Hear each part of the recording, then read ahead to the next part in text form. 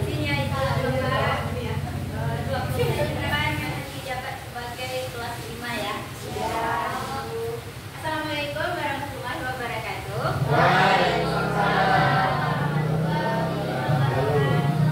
Apa kabar anak-anak ibu?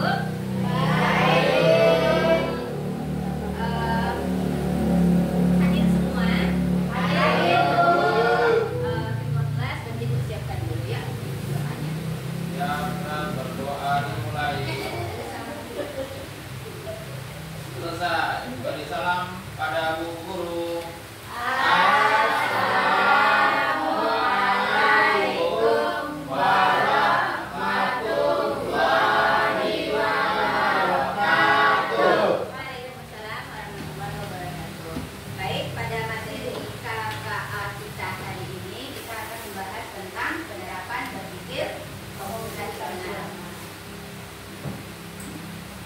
Sebelumnya kita sudah mempelajari ini ya minggu kemarin, ini tentang keterampilan yang dibutuhkan pada era abad 21 yang biasa kemarin kita kenal dengan istilah 4C. Apa aja 4C itu? Ada critical thinking, ada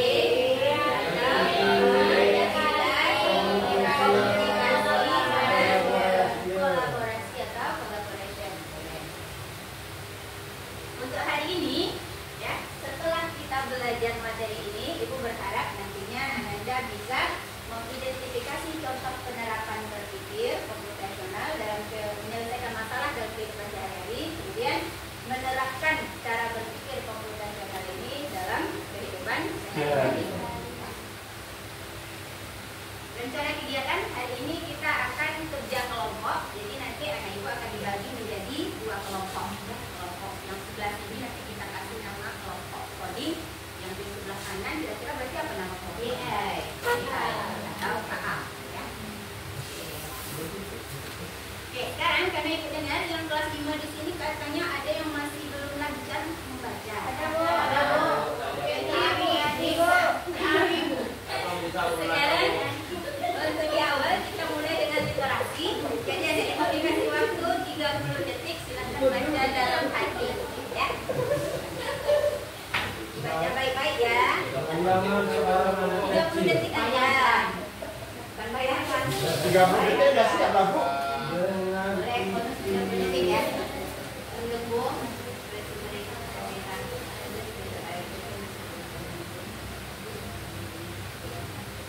Yang udah siap boleh angkat tangannya biar ibu juga dapat gambaran siapa yang bacanya paling kencang. Nggak bisa itu lah.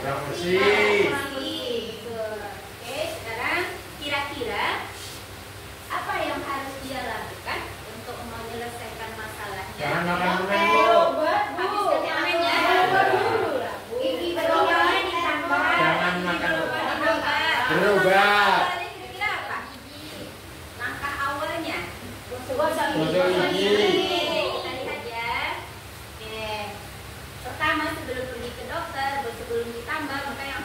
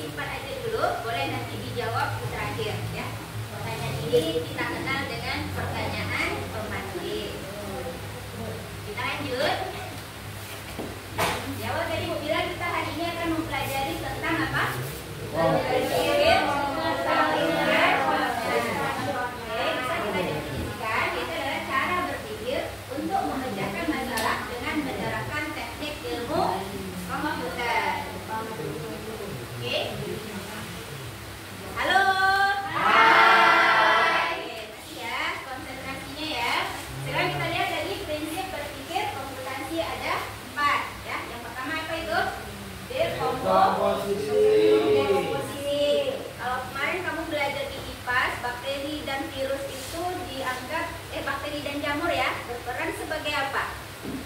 Ingat nggak? Aduh, lupa ya. Bakteri dan jamur kalau dalam ekosistem berperan sebagai decomposer. Artinya apa? Pengurai. Bagus.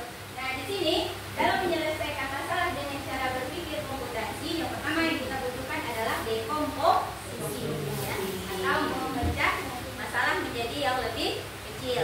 Yang kedua ada namanya pengenalan pola. Yang ketiga ada abstraksi atau menyaring informasi yang penting dan menyingkirkan yang tidak penting. Dan yang terakhir kita perlu namanya algoritma atau menyusun langkah-langkah. Sampai di situ ada yang mau ditanyakan? Hai. Halo. Halo. Hai. Sekarang kita lihat lagi penerapan berpikir komputasional bisa dilakukan melalui dua pendekatan. Ada namanya pendekatan plug dan ada namanya pendekatan abstrak. Mana bedanya? Ayo, siapa yang bisa? Plug itu kalau kita menggunakan komputer. Kalau unplug tidak menggunakan komputer. Iya, bagus ya. Pendekatan plug berarti kita menggunakan perangkat teknologi. Selain komputer apa aja lagi? HP, tablet, ya. Oke, kalau unplug berarti kita nggak pakai alat-alat itu. Jadi apa yang dipakai? Bisa jadi alat tulis atau permainan berupa permainan. Anak itu suka main? Suka. Mau main kita? Mau.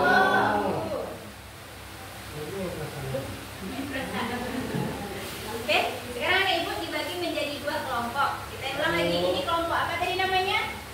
Coding. Ini ibu kasih oleh-oleh untuk kelompok coding, ya. Yang di sebelah kanan ibu kelompok apa namanya? Ini juga dapat oleh-oleh. Kira-kira mau diapakan oleh-olehnya? Dibagi dua sayang. Ya. Oke. Kira-kira dari yang ibu kasih apa yang mau dilakukan? Menyusun. Betul. Silakan. Perintahnya ada ya di depan. Yang pertama sesudah puzzle secara terurut. Yang kedua di belakang puzzle boleh ditulis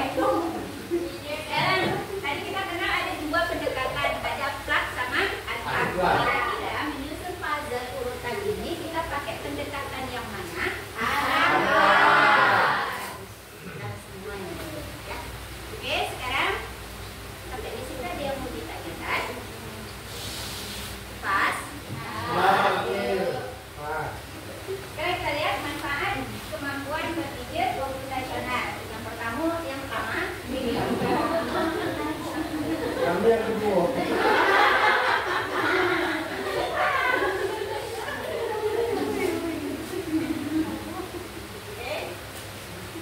Yang pertama kita membantu menyelesaikan masalah dengan lebih mudah, terus membantu membuat keputusan lebih baik, kemudian mengajarkan cara berpikir kreatif dan terstruktur, kemudian membantu menghemat waktu dan lebih efisien, serta membantu beradaptasi dengan teknologi.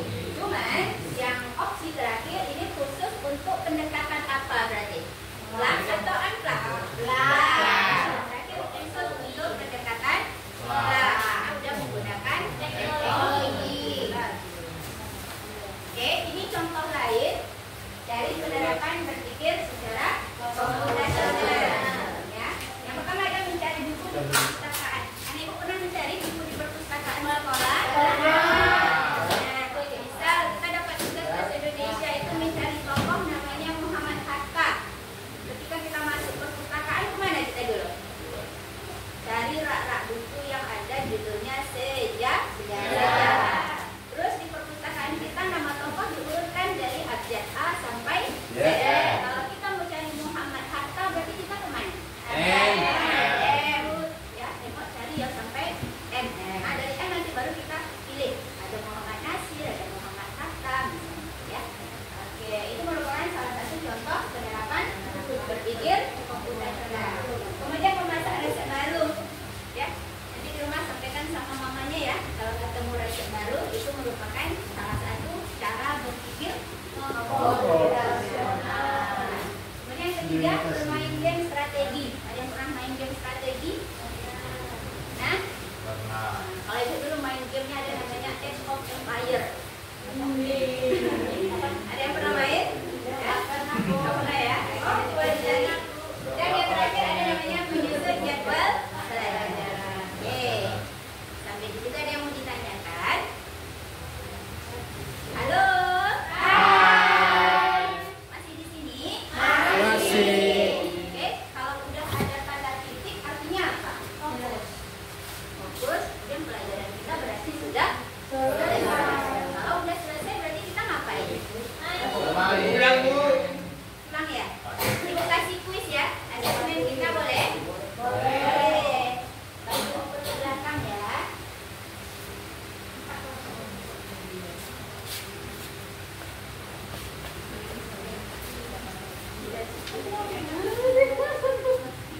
Kan baik-baik ya.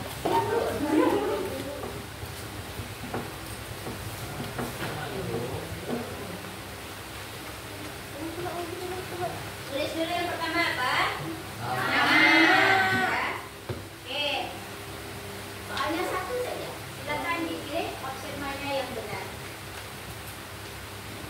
Baca baik-baik, jawab baik-baik.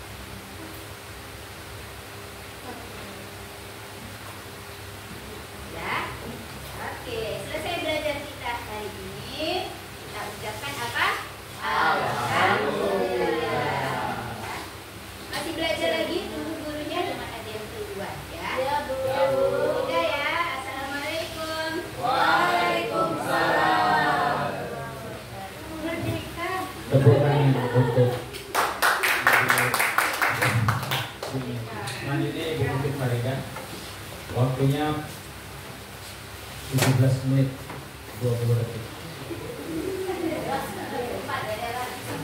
Gak apa-apa, yang penting lebih dari 15 menit.